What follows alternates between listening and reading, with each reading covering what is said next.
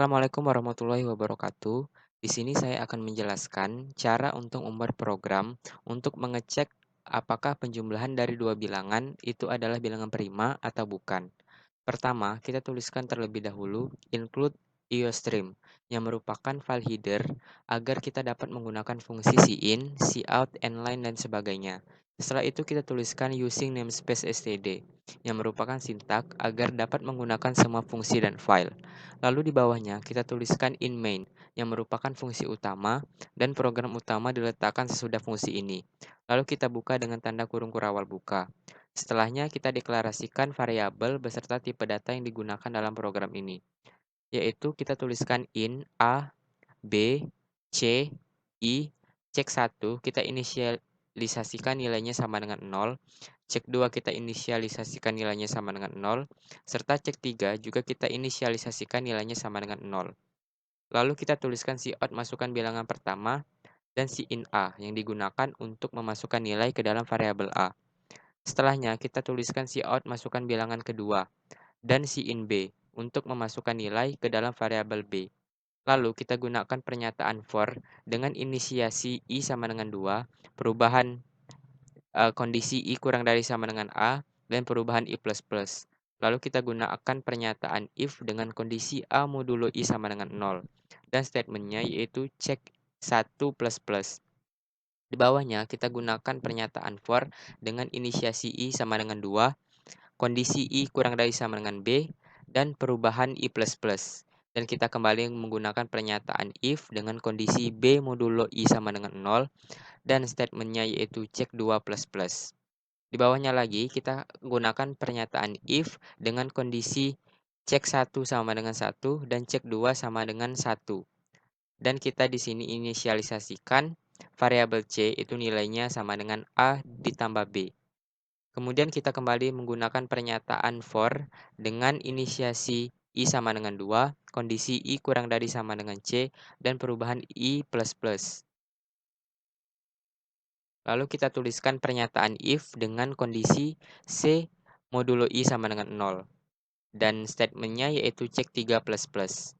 Kemudian kita kembali menggunakan pernyataan if dengan kondisi cek 3 sama dengan 1 dan statementnya yaitu cout ya.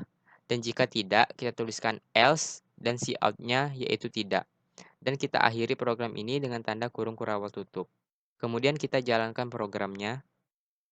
Misalnya saya masukkan bilangan pertama yaitu 3 dan bilangan kedua 2. Maka akan ditampilkan kata iya di layar output. Selanjutnya, saya akan menjelaskan bagaimana logika dan alur program ini.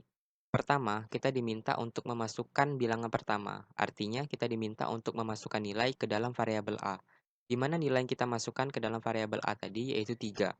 Lalu, yang kedua, kita diminta untuk memasukkan bilangan kedua, artinya kita diminta untuk memasukkan nilai ke dalam variabel B.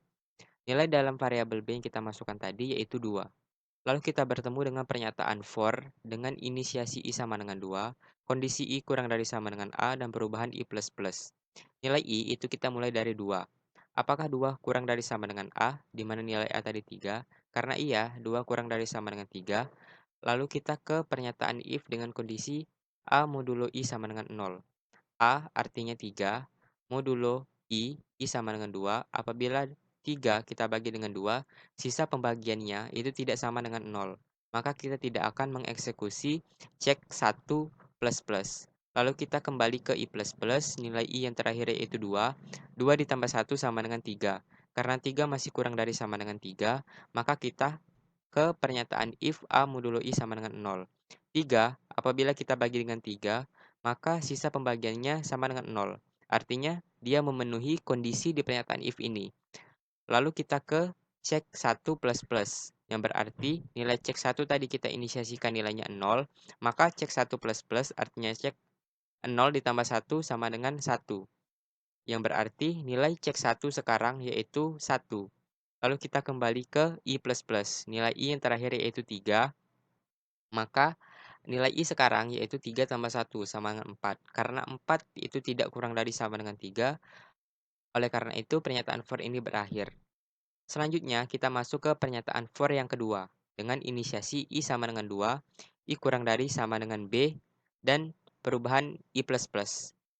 I kita mulai dari 2, apakah 2 kurang dari sama dengan 2? Karena iya, maka kita ke pernyataan if B modulo I sama dengan 0. Artinya 2 dibagi 2, apakah sisa pembagiannya sama dengan 0? Karena iya, maka kita mengeksekusi statementnya yaitu cek 2 plus plus. Artinya, cek 2 sekarang nilainya adalah 1. Lalu kita ke pernyataan if cek dengan kondisi cek 1 sama dengan 1 dan cek 2 sama dengan 1. Kita tahu bahwa nilai cek 1 tadi yaitu 1 dan nilai cek 2 juga sama dengan 1. Artinya kondisi di pernyataan if ini terpenuhi. Maka kita ke C sama dengan A plus B, yang berarti nilai di dalam variabel C itu kita masukkan nilainya adalah A ditambah B, di mana nilai A itu 3 dan nilai B itu 2. Artinya nilai C sekarang adalah 5.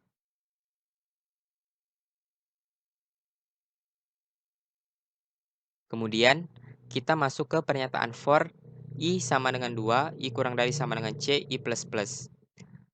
I kita mulai dari 2, 2 masih kurang dari sama dengan 5, maka kita ke pernyataan if C modulo I sama dengan 0.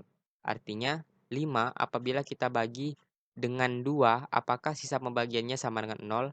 Karena tidak, maka kita tidak akan mengeksekusi statement cek 3 plus plus. Lalu kita kembali ke I plus plus, nilai I yang terakhir yaitu 2. 2 ditambah 1 sama dengan 3. Karena 3 masih kurang dari sama dengan 5, maka kita masuk kembali ke pernyataan if C modulo I sama dengan 0. 5 apabila kita bagi dengan 3, sisa pembagiannya itu tidak sama dengan 0. Maka statement dari pernyataan if ini tidak akan dieksekusi karena kondisinya juga tidak terpenuhi. Lalu kita kembali ke I++, nilai I yang terakhir yaitu 3. 3 ditambah 1 sama dengan 4.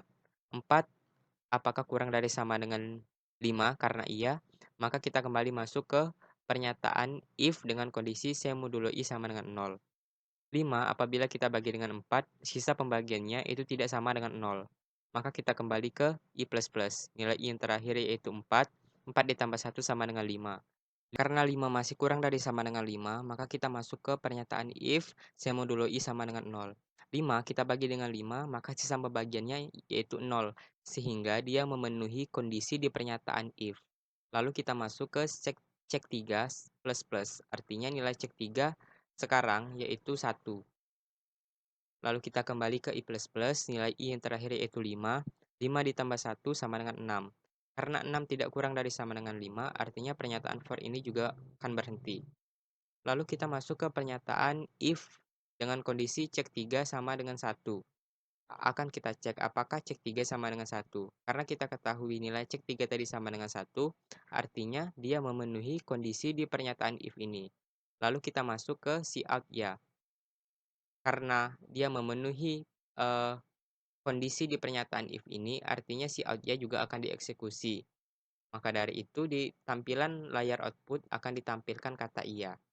Oleh karena itu, itulah mengapa apabila kita masukkan bilangan pertama yaitu 3 dan bilangan keduanya 2, maka akan ditampilkan kata iya di layar output.